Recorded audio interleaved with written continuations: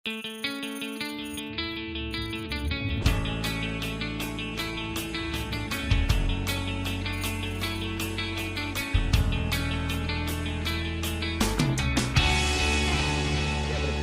don't dive for pearls anymore.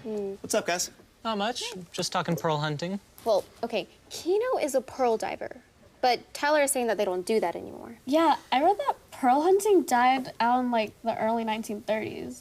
Sounds like it was kind of dangerous. And risky. You never knew what size pearl you were gonna get. Or whether you'd find a pearl at all. True. Sounds like everybody's ready to start talking about the assignment. Should we start by reading the prompt? I've got it right here.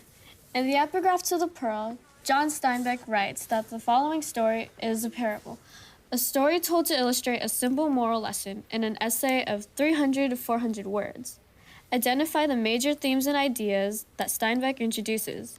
Based on the epigraph, what are the significance of these themes? Okay, so we gotta find the themes or universal ideas and then say why they matter. In terms of the epigraph. I think it's cool it's a parable. I mean, I always think of parables as Bible stories, not novels. Like the prompt says, a parable is just a simple story, and so far, the pearl does seem pretty simple. Kino's life seems pretty simple, if that's what you mean. You know, it kind of reminds me of a Bible story. What do you mean? Well, you've got the man, woman, baby. Yeah, the setting's kind of biblical, too. In what way? Well, the village just sounds primitive. I mean, we learned that Kino and his family live in a brush house, in which they're surrounded by pigs, roosters, and birds. So would that be a theme? Nature? Maybe not just nature. It needs something to contrast against. You know, like good and evil. Well, is nature good or evil? Well, in the beginning, it's good. Let's see. Kino looks out at the ocean and listens to the animals and says, "It was a morning like other mornings, and yet perfect among mornings." But then Then the scorpion comes in. which is also part of nature. Yeah. But the bad part. There's also that thing about the ants. What thing? Here it is. Kino watched with the detachment of God while a dusty ant frantically tried to escape the sand trap an antlion had dug for him. So you're saying the antlion is evil? Not evil, but maybe kind of cruel. Let's face it, sometimes nature is cruel. Yeah. So maybe a theme would be man versus nature? Because even though Kino is in harmony with nature, it also threatens him and his family. I like it. So, should we take a few minutes and look over the excerpt and see if any other themes jump out? Sounds good? Awesome.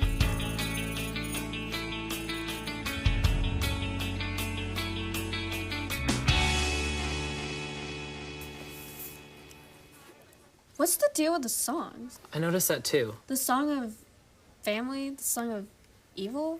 Those are just like songs that Kino hears in his head, right? Yeah, but what's the significance? Well, if we're talking about good versus evil, I think Song of Evil is pretty self-explanatory. So in that case, family is good. But I think there's more to it than that. Really?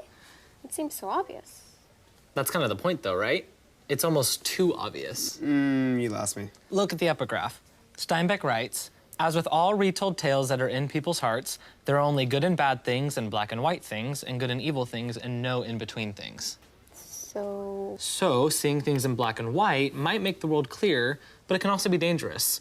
It sets up oppositions. Are you saying that gray is a more harmonious color? I'm saying that if you only see things in extremes, it can cause conflict. It's interesting that you say that, because I felt like there was a battle going on when Kino was dealing with the scorpion. well, that's when Kino first hears a Song of Evil, right?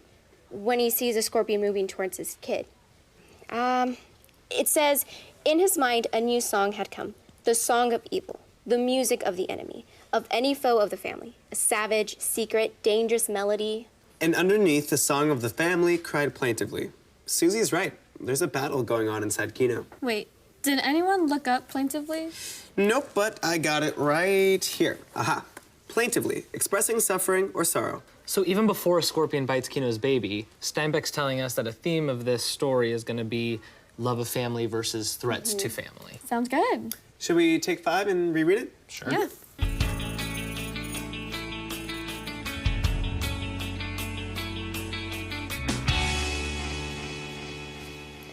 I don't know if this is a theme, but I kept thinking of what Aiden said. I hear that all the time. No, I'm talking about the quote you read. Kino watches the ant suffer with the detachment of God. Do you think that's significant? That God is detached? It's certainly a strong point of view. It's like saying that God doesn't care. Well, the scorpion's about to bite Kino's baby. That's, you know, kind of hard to justify those types of accidents. I have a feeling there's more of that to come. Oh, yeah? The title? The pearl. Well, pearls are natural, right? But they happen through random chance. A little piece of sand gets into an oyster and... Okay, I'm not sure what that means, but I'm sensing something big is coming up. I mean, we've already had a scorpion attack a baby, and we're only on the first chapter. I hope it's a happy parable. I like Kino and Juana. We'll have to read it to find out. If I had to make a guess... Oh, no, don't say it. No. What's the No, matter? no, It's no. just a I'm not guess. gonna say it. I'm not gonna say it.